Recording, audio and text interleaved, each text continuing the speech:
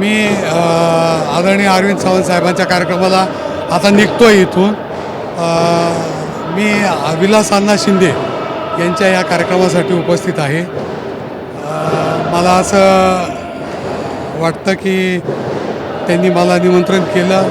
या विकास कामांमध्ये काही निधी मी दिला होता आणि त्यामुळे मी त्यांचं म्हणणं होतं की तुम्ही निधी दिलेला आहे काही ठिकाणी त्या बगीचाला, त्याच्यामुळे तुम्ही हजर असावं म्हणून मी हजर राहिलो आहे.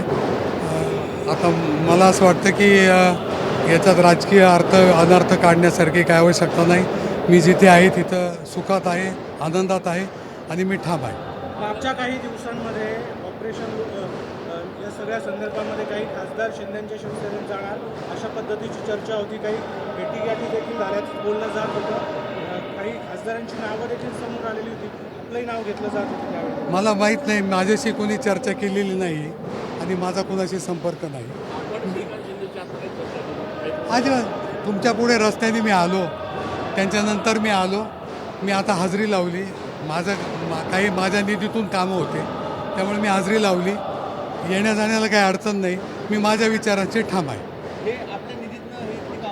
इथले नाही, बगीचातलं काम जे होतं तेव्हा निवडणुकी झाल्यानंतर जेव्हा DPDCतून आदरणीय भुसे साहेब पालकमंत्री होते, त्यांनी काही निधी मला उपलब्ध करून दिला होता. त्या निधीतला हा निधी काही मी विलास अण्णांच्या वार्डात बगीच्यासाठी दिला होता, काही शेडसाठी दिला होता आणि त्यामुळे त्यांनी मला आज कोणत्याही परिस्थितीत आग्रह केला की तुम्ही आलं पाहिजे, तुम्ही दिलेला निधी आहे. मी आलो. कार्यक्रम झाल्यावर मी आता आदरणीय खासदार अरविंद सावंत साहेब आलेले आहेत. गंगेवर वसंत व्याख्यान झाले, त्यांचं आदरणीय बाळासाहेबांच्या जन्मशताब्दीनिमित्त व्याख्यान आहे.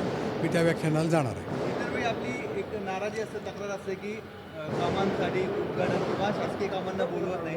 आज बोलवले, जुने सवंगडी काही भेटले तुम्हाला, काय? शासकीय कामांना बोलवत नाही हे बरोबर आहे, पण हा मी वैयक्तिक कार्यक्रम समजून, विलास अण्णांचा वैयक्तिक कार्यक्रम आहे असं समजून मी आलेलो आहे आणि मी आता मला गंगेवर आदरणीय अरविंद सावंत साहेबांच्या कार्यक्रमात जायचं. श्रीकांत शिंदेशी काय चर्चा झाली?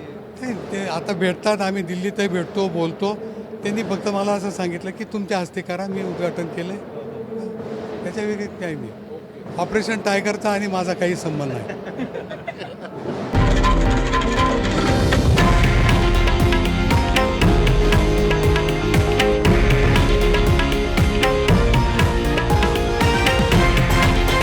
हे आहे देशातील नंबर 1 न्यूज नेटवर्क आणि आपण पाहत आहात TV9 मराठी, एकमेव.